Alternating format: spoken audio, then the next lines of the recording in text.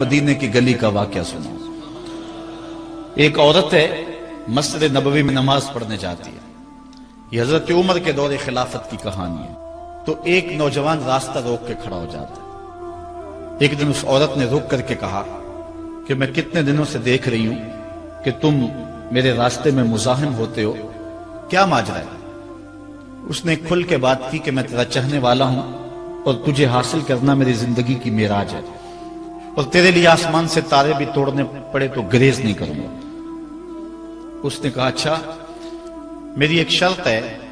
اس نے کہا بتاؤ، جلدی بتاؤ، لب کھولو، میں ابھی پوری کر دوں گا۔ کہا نہیں، چھوٹی سی بات ہے، 40 دن تک حضرت عمر کے پیچھے نمازیں پڑھ لو، اس کے بعد 40ویں دن کی آخری نماز کے بعد اسی وقت میں تمہارا انتظار کروں گی، پھر جدھر کہو گے چل پڑیں گے۔ کہا ٹھیک، یہ کون سی مشکل بات ہوئی؟ 40 دن نمازیں پڑھنے سے اگر تو مل جائے تو میرے لیے کون سا یہ مشکل معاملہ ہے۔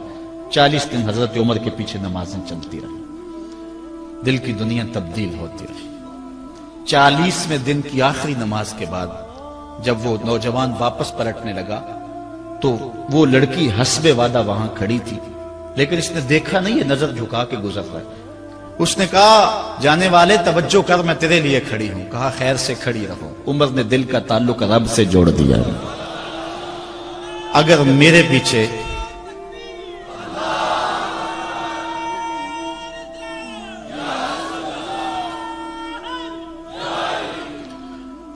پیچھے ایک بندہ 40 سال نماز پڑھتا رہے اور اس میں تبدیلی پیدا نہ ہو تو پھر مجھے شرم آنی چاہیے کہ نہیں آنی چاہیے؟ یار یہ تو میں ایک امام کی بات سنائی ہے، آؤ تمہیں دلی کے ایک مانگت کی کہانی سناؤں۔ دلی کی جامع مسجد کی سیڑھیوں پہ ایک مانگنے والا بیٹھا ہوا ہے۔ ایک بہت بڑا انگریز افسر مسجد کی وزٹ کے لیے آیا، اس نے ہاتھ پھیلا دیا، اس نے اپنی جیب سے پرس نکال کر کے چند روپے اس کی جیب میں رکھے، دوبارہ جب پرس ڈالنے لگا تو پرس گر گیا۔ اس مانگنے والے نے وہ پرس اٹھا کے سنبھال لیا۔ خیر کچھ وقت گزرا، 1 سال کے بعد دوبارہ وہی افسر اس مسجد کی زیارت کے لیے، مسجد کو دیکھنے کے لیے، سیر کے لیے دوبارہ آیا تو فقیر نے پہچان لیا کہ یہ وہی ہے۔ اس نے کہا بابو جان ذرا 2 لمحوں کے لیے رکنا۔ کہا کیا ماجرا ہے؟ کہا بس 2 لمحوں کے لیے۔ دوڑ کے گیا، اپنی کٹیا سے وہ پرس نکال کے لے آیا اور اس کے ہاتھ میں کہا کہ پچھلے سال آپ آئے تھے، آپ کا یہ پرس گر گیا تھا آپ کی جیب سے، میں ڈھونڈتا رہا لیکن آپ نہیں مل پائے، میں نے سنبھال کے رکھا تھا کہ شاید دوبارہ کبھی ملیں تو میں ان کو دے دوں گا۔ اس کی آنکھیں پھٹی کی پھٹی رہ گئی۔ اس نے کہا جو ٹگا ٹگا مانگ رہا ہے، اتنا قیمتی پرس اور اس میں اتنی رقم، تو آسودہ زندگی گزار سکتا تھا، تو یہ پرس واپس کیوں کر رہا ہے؟ اس نے کہا مانگنے کی بات اور ہے لیکن یہاں ماجرا اور ہے۔ اس نے کہا کیا ماجرا ہے؟ اس نے کہا کہ اگر تیرا پرس میں سنبھال لیتا، رکھ لیتا، کام آ جاتا، 4 دن کی زندگی عیش سے گزر جاتی، لیکن مسئلہ یہ نہیں ہے، مسئلہ یہ ہے تو عیسائی ہے اور میں حضور کا غلام ہوں۔ کل قیامت کے دن اگر تیرے نبی حضرت عیسیٰ نے میرے نبی کے سامنے شکایت لگا دی کہ آپ کے امتی نے میرے امتی کا پرس چرایا تھا، تو پھر میرے نبی کو تیرے نبی کے سامنے شرمندگی اٹھانی پڑے گی۔ تو میں مانگت ضرور ہوں، بے غیرت نہیں ہوں کہ اپنے نبی کو تیرے نبی کے سامنے شرمندہ کروں۔ یہ تو مانگتوں کی کہانی ہے، آج تو بادشاہ لوٹ رہے ہیں، آج تو پیٹ بھاری نہیں رہے ہیں اور ہم کہتے ہیں ٹکڑے ٹکڑے کر دیں گے، یہ زبانی دعوے ہیں، جمع خرچ ہیں۔ ایسا نہیں ہوگا، آؤ اپنے اندر تبدیلی پیدا کریں۔ ہم اپنی ماضی کی تاریخ پڑھتے ہیں تو حیرت زدہ ہو جاتے ہیں، لوگوں میں کتنی اخلاقی بلندی تھی، آج ہمارے اخلاق لٹ گئے، آج ہمارا کردار نہیں رہا۔ ہم مدینے کی گلی میں پھر دوبارہ چلتے ہیں۔ حضرت عمر رضی اللہ تعالیٰ عنہ کا دربار لگا ہے۔ ایک شخص کو پکڑ کر لوگ لے آتے ہیں کہ اس شخص نے ہمارے باپ کو قتل کر دیا۔ حضرت عمر رضی اللہ تعالیٰ عنہ نے پوچھا کیا ماجرا ہے بھائی؟ اس نے کہا جی واقعی میں ان کے باپ کا قاتل ہوں، لیکن میں نے قصداً قتل نہیں کیا۔ ہوا یہ کہ میں ایک مسافر ہوں، جا رہا تھا، راستے کے اندر سبز چراگاہ تھی، میرا اونٹ بھوکا تھا، اس چراگاہ میں داخل ہو گیا، اس کے بوڑھے باپ نے پتھر اٹھایا اور میرے اونٹ کو مارا، اس کی آنکھ نکل گئی۔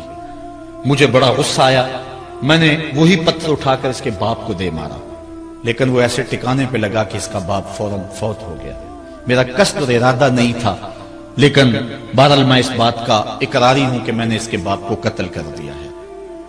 آپ جو حکم سنائیں میں اس کو قبول کروں گا، لیکن میں ایک مہلت مانگتا ہوں کہ میرے دوست، میرے بھائی کی کوئی رقم میرے ذمے ہے، میرے پاس اس نے امانت رکھی ہوئی ہے، اور وہ مجھے پتا ہے کہ میں نے کہاں چھپا کے رکھی ہوئی ہے۔ اگر آپ فیصلہ کر دیتے اور میری گردن کاٹ دی جاتی ہے تو وہ امانت جو میں نے رکھی ہوئی ہے سنبھال کر کے، میرے علاوہ کوئی جانتا بھی نہیں ہے، تو وہ اس تک کون پہنچائے گا؟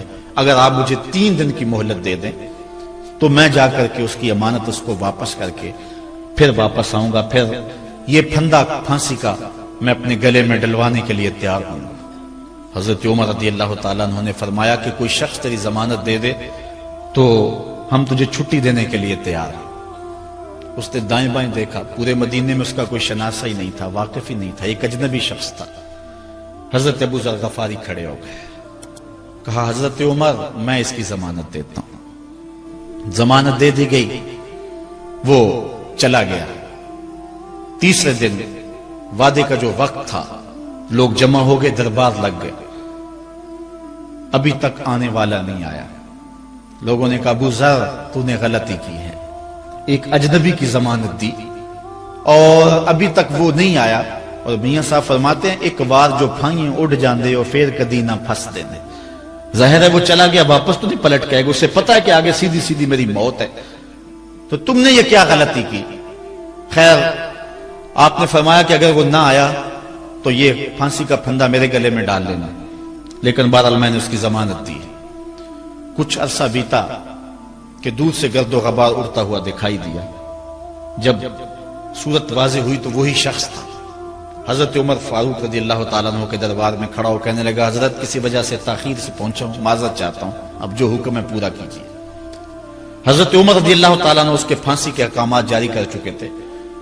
آپ نے فرمایا کہ ابو ذر یہ بتا کہ تو نے اس کی ضمانت کیسے دی جب تو اسے جانتا نہیں تھا؟ تو سنو حضرت ابو ذر غفاری نے کیا کہا۔ کہا ایک اجنبی میرے محمد کے مدینے میں پناہ مانگ رہا تھا اور اس نے چاروں سمت دیکھا اور کوئی شخص نہیں تھا جو اس کو امان دیتا اور اس کی ضمانت دیتا، تو میں نے اس لیے ضمانت دے دی کہ نہ بھی آیا تو اپنی جان چلی جائے گی، کل کو یہ تو نہیں کہے گا کہ محمد کے مدینے میں کسی نے ضمانت مانگی تھی، پورے شہر میں کوئی ضمانت دینے والا